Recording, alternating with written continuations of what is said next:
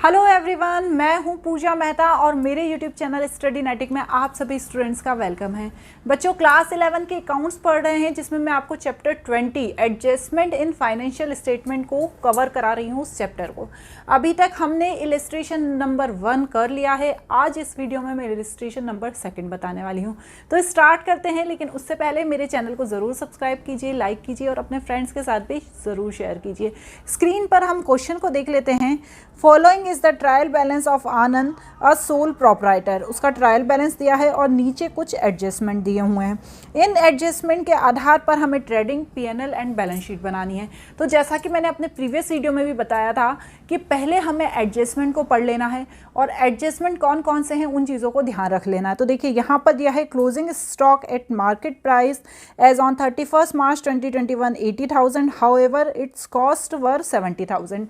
हमने पहले भी पढ़ा है कि यदि क्लोजिंग स्टॉक का जो प्राइस कम होता है, लेस होता है, चाहे वो मार्केट प्राइस हो, जो हमारे पास पड़ा है वो प्राइस हो, उन दोनों में से कोई सा भी प्राइस हो, यदि वो लेस होता है तो हमें उसी प्राइस को लिखना है। तो यहाँ पर हम 80,000 को नहीं लिखेंगे, यहाँ पर हम 70,000 को लिखेंगे। कहाँ कहाँ? ट्रेडिंग अकाउंट के credit side and balance sheet के एसेट साइड। ठीक है। नेक्स्ट क्या है? Provide depreciation on machinery. ये भी सिंपल है। पीएनएल अकाउंट के डेबिट साइड जो भी मशीनरी पे डेप्रिसिएशन निकलेगा 10% वो लिखेंगे, और साथ ही साथ एसेट साइड क्या करेंगे? मशीनरी के जो डेप्रिसिएशन है उसको माइनस कर देंगे। नेक्स्ट क्या है? The car was sold at book value on 1 April 2020 and the cash was use to personal need by Anand, it is not accounted yet. अब इस वाले एडजस्टमेंट में क्या दिया है कि जो कार थी उसे उसने बेच दिया। अब कार की क्या वैल्यू थी? कार की वैल्यू थी 50,000 और उससे जो पैसे आए, मतलब 50,000 जो आए उसे उसने पर्सनल यूज़ के लिए ले लिए। तो यहाँ पर ड्राइंग 2 हो गए। कौन से? एक जो क्वेश्चन में दिया हुआ है, कितना दिया है? 52450, और दूसरा जो 50,000 की कार बेच दी वो। ठीक है, इन दोनों को ऐड करके हमें ड्राइंग में लिखना है। ठीक है। अब ये चीज़ तो मैंने अभी ओरली बता दी है, फिर एक बार जब हम यहाँ पर करेंगे तो एक बार और रिपीट हो जाएगी, तो आपको अच्छे से समझ में आ जाएगी। ठीक है। तो सबसे पहले मैं यहाँ पर लिखती हूँ टू ओपनिंग स्टॉक। आप चाहें तो पहले जो बैलेंस शीट के आइटम्स दिए हैं जैसे कैश इन हैंड उसे लिख सकते हैं, जैसे परचेज दिया है उसे लिख सकते हैं, और यदि चाहें तो पहले ट्रेडिंग अकाउंट से स्टार्ट कर सकते हैं। आपके ऊपर डिपेंड है। ठीक है ना, ऐसा कुछ नहीं कि कैसे करना है। यहाँ पर टू ओपनिंग स्टॉक लिखा तो ओपनिंग स्टॉक दिया है 57600। अब यहाँ पर परचेज, टू परचेज कितना दिया हुआ है? परचेज 406750। इस परचेज में से हमें क्या लेस करना है? परचेज रिटर्न दिया है ना, रिटर्न आउटवर्ड, उसे परचेज रिटर्न ही कहते हैं, 5000। तो यहाँ पर आएगा 401750। ठीक है, यहाँ तक क्लियर है। इसी तरह से यहाँ पर बाय सेल्स आ जाएगी। सेल्स कितनी दी हुई है? 987800, उसमें से माइनस करेंगे सेल्स रिटर्न। ठीक है, वो कितना दिया है? 6800, और यहाँ पर आ जाएगा 981000। क्लियर? यहाँ पर आ जाते हैं हम। यहाँ पर आएगा टू वेजेस। जितने भी डायरेक्ट एक्सपेंसेस हैं उन्हें लिखना है 104800। पावर एंड फ्यूल, मैंने पहले भी बताया था कि पावर एंड फ्यूल क्या होता है? एक डायरेक्ट एक्सपेंसेस होता है जो ट्रेडिंग अकाउंट के डेबिट साइड आता है। उसके बाद कैरेज ऑन परचेज, ये भी ट्रेडिंग अकाउंट के डेबिट साइड ही आता है। और फिर क्या है? हमारा क्लोजिंग स्टॉक। जैसा कि मैंने आपको बताया कि जो वैल्यू कम होती है वो वैल्यू लिखी जाती है। तो यहाँ पर कितना लिखा जाएगा? 70,000। क्लियर? चलिए अब देखते हैं कि क्या आ रहा है, ग्रॉस प्रॉफिट आ रहा है या ग्रॉस लॉस आ रहा है। तो जब मैं करके देखूंगी 981000 प्लस 70,000 105100। अब जब हम इसमें से इसको माइनस करेंगे बच्चों, ये 47300 है। ठीक है ना, चलिए तो प्लस करके देखते हैं। 57600 प्लस 401750 प्लस 104800 प्लस 47300 प्लस 20400। ठीक है, जब इसमें से हम इसको माइनस करेंगे तो क्या आएगा देखते हैं। 419150, तो ये क्या है हमारा ग्रॉस प्रॉफिट है ना। अब ब्रैकेट में लिखिएगा ट्रांसफ़र टू पीएनएल अकाउंट। मैं बार बार नहीं लिखूंगी, आपको बार बार लिखना है। ठीक है, चलिए अब क्या बनाएंगे, अब हम बनाएंगे पीएनएल अकाउंट। तो सबसे पहले पीएनएल अकाउंट में क्या आएगा, सबसे पहले आएगा टू कैरेज ऑन सेल। कुछ भी लिख सकते हैं, इनडायरेक्ट जितने भी एक्सपेंसेस हैं वो यहाँ पर आएंगे। 32,000 to salary.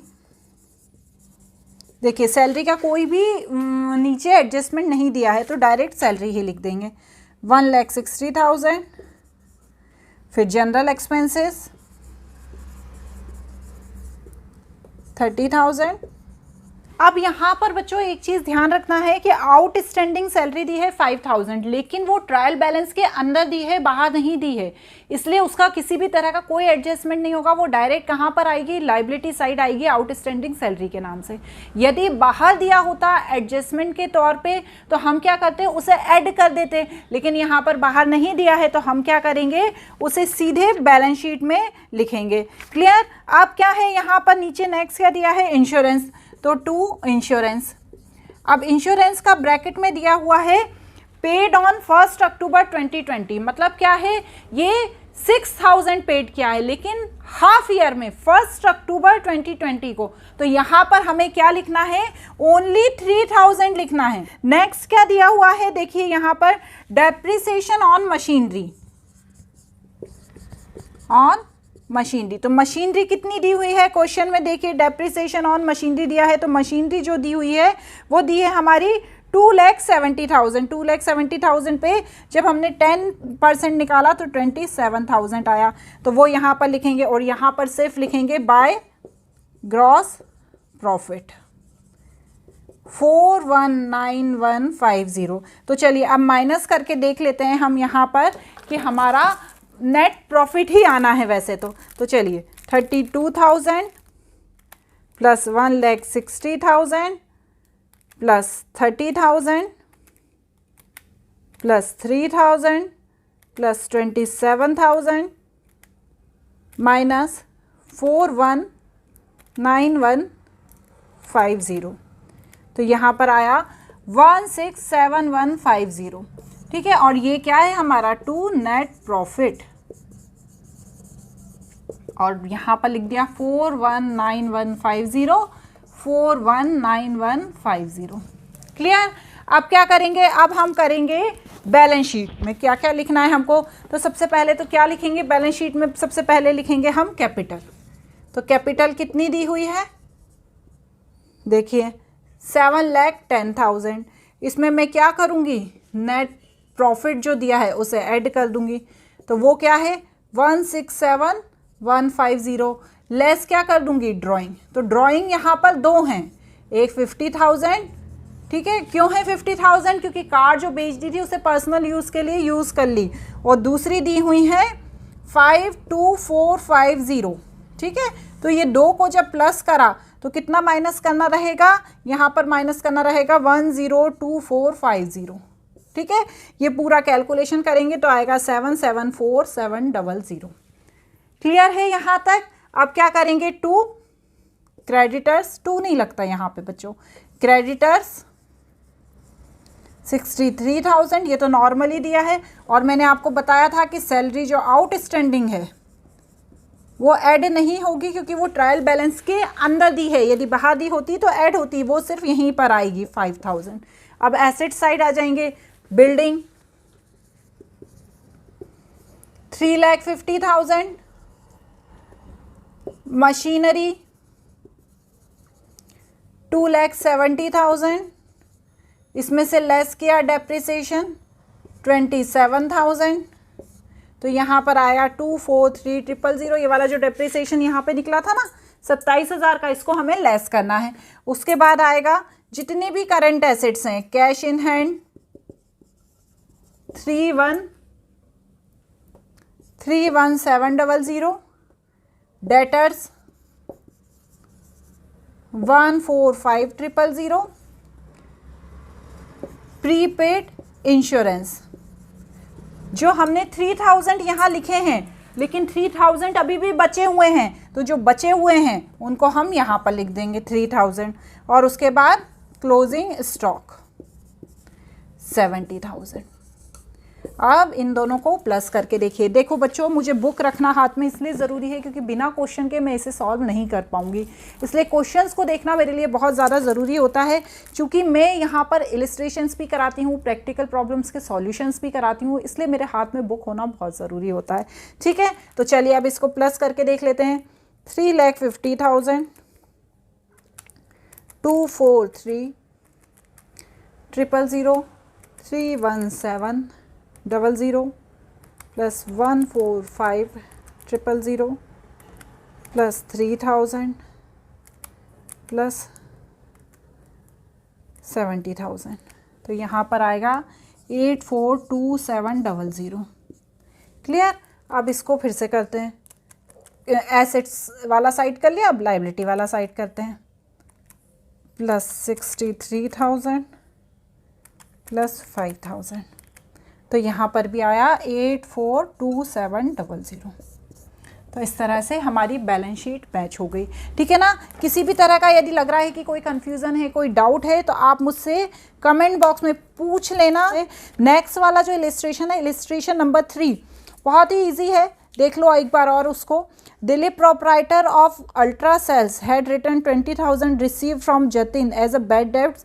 He was unable to pay. Current year, Dileep received 5,000 from Jatin. Past journal entry show how it will be shown in profit and loss account. देखिए यहाँ पर सिंपल सा पूछा है, क्योंकि देखिए ये जो इलिस्ट्रेशंस है ना, वो हर एडजस्टमेंट के हैं। मतलब जैसे अभी ये वाला जो इलिस्ट्रेशन है 3 वाला, ये बैड डेट से रिलेटेड है। तो यहाँ पर इन्होंने पूछा है कि जो अल्ट्रा सेल्स है, उन्होंने 20,000 रुपये बैड डेब्ट्स के तौर पे लिखे थे, मतलब 20,000 रुपये उनके डूब गए थे। लेकिन बाद में क्या हुआ, उसने 5,000 रुपये पे कर दिए, मतलब रिसीव्ड हो गए, रिकवर्ड हो गए 5,000 रुपये।